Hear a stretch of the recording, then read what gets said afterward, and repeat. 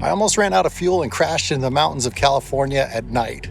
In this video, I'm going to tell you about this experience along with some useful takeaways that you can make part of your flying so this doesn't happen to you. Before I bought and restored my beloved Piper Cherokee 6, I owned a Piper Cherokee Challenger for about 3 years. The Piper PA-28-180 is a very common single-engine airplane. It has 4 seats and can carry about 950 pounds, including fuel for your flight. Mine was a 1973 model with 2 fuel tanks that can hold 48 usable gallons. Burning an average of about 10 gallons per hour, you can fly it for about 4 hours and still have some reserve fuel. We took a lot of fun trips in that plane, and I had gotten to know it pretty well. I was flying that Cherokee Challenger on this particular trip. We were flying from LA up to Oakland for work. I'm a cinematographer and I shoot commercials, TV, and movies based out of Los Angeles, but I end up traveling quite a bit for work. Some of my favorite flights are when I can fly myself to shoots. I've been able to fly from LA to Seattle, San Diego, Austin, and Albuquerque for various jobs. On this one, we were shooting an interview with the owner of the Raiders, who were still Oakland's NFL team at the time. The director of the job was a friend and my passenger for the day. The plan was to fly up, shoot the interview at the team's offices, which were super close to the airport, and fly home in the afternoon. The flight up to Oakland from LA and the Cherokee was just under 3 hours. Like other pilots, I always seem to have a headwind in both directions, so I like to have some extra fuel reserves. Fuel management can be a real issue for general aviation pilots, and it's a significant cause of accidents and fatalities every year. In the last decade, the average number of fuel-related GA accidents was about 72 per year, 9 of those being fatal. Fuel burn and reserves are things every pilot has to calculate in the flight planning process. Luckily, we have great tools to assist us in this, like flight planning apps that calculate aircraft performance and fuel burn, even taking winds aloft into account. So we usually have a pretty good idea of how much fuel we'll burn if the flight goes as planned. But I like to leave a healthy reserve beyond the legally required minimum reserves in case the plan changes once in the air.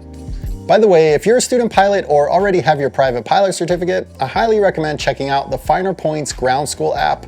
Beyond getting you to pass your written exam, the Finer Points is committed to making every pilot safer and better, and the app has lots of extra useful content for every pilot. The Finer Points is generously giving SoCal Flying Monkey fans a 10% discount, so use the link below with code MONKEY for 10% off the Finer Points app. Thanks to Jason and the Finer Points team for supporting this channel.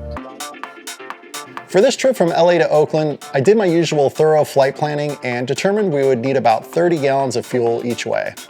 The Challenger has a total usable capacity of 48 gallons, so we would have about 18 gallons left when landing, which is almost a 2-hour reserve. We had a really nice flight up to Oakland. I think I even greased the landing at the Oakland airport. We definitely felt like ballers flying ourselves to a Class C airport among bigger jets and parking at the fancy FBO. For those of you that don't know what an FBO is, it stands for Fixed Base Operator, and it's a facility at an airport that provides various services for aircraft at that airport. They typically handle corporate jets and general aviation planes. They can provide parking, temporary hangar, fuel, maintenance, and even a courtesy car for pilots to use for a few hours. Their facilities usually have a pilot or passenger lounge, bathrooms, and maybe even some free cookies. We parked the plane at one of the FBOs and had them top off both tanks with full fuel while we went off to the shoot. We were met at the airport by a local producer, loaded the camera gear in a vehicle, and zipped over to the shoot.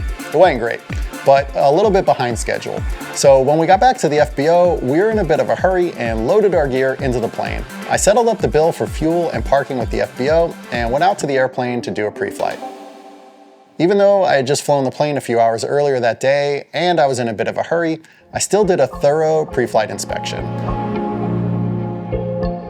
I paid particular attention to some of the details like the nav lights, strobes, landing light working properly, since part of the flight would now be at night. The initial plan was to complete the flight during the day, but like I mentioned before, we were running behind schedule and still wanted to get back home. While I absolutely love night flying, I try to avoid it over unpopulated areas whenever possible, but I make occasional exceptions in certain circumstances. This was one of them. If you watch this channel, you already know I'm always talking about sumping the fuel tanks before every flight, and especially after it's been fueled. So during this pre-flight, I sump the tanks like I always do. This process involves drawing a small amount of fuel from each tank and inspecting it for water and sediment.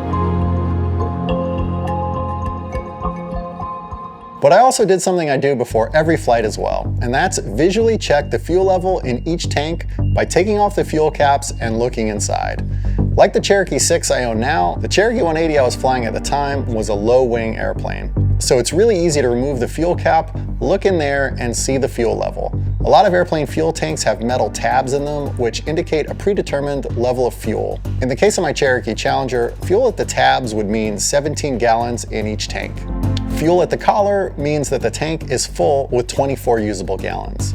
When I took the fuel cap off and looked inside, I noticed the fuel level was low, like below tabs low, which meant less than 17 gallons in the tank.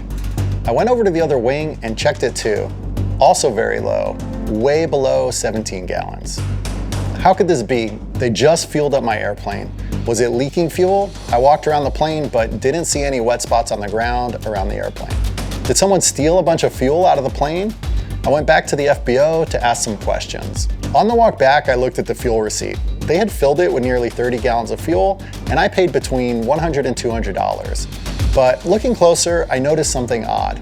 My airplane was November 55585, but the fuel receipt was for a very similar aircraft's tail number, something like November 55 Sierra Bravo 5. And coincidentally, the pilot of that plane was checking out at the FBO at that very moment. We got to talking and figured out that the FBO had filled up his plane instead of mine, but told me they had filled up mine.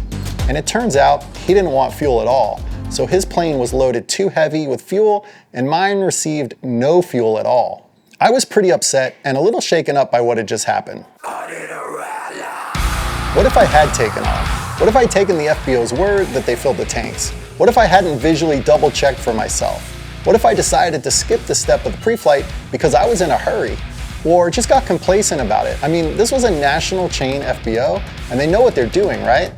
The fuel gauges on the vintage GA fleet are notoriously inaccurate. Would I have caught the mistake some other way?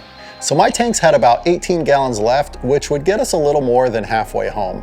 That means I would have run out of fuel somewhere around here, over this unpopulated area of California, at night with very few lights around. An engine out landing at night in an unpopulated area is one of the worst scenarios a pilot can face. Night general aviation accidents statistically are about twice as fatal as day accidents. It's possible I would have been able to make a safe diversion when one tank ran dry, but either way, unexpectedly running out of fuel in a tank and having less fuel than planned is a serious link in a potential accident chain.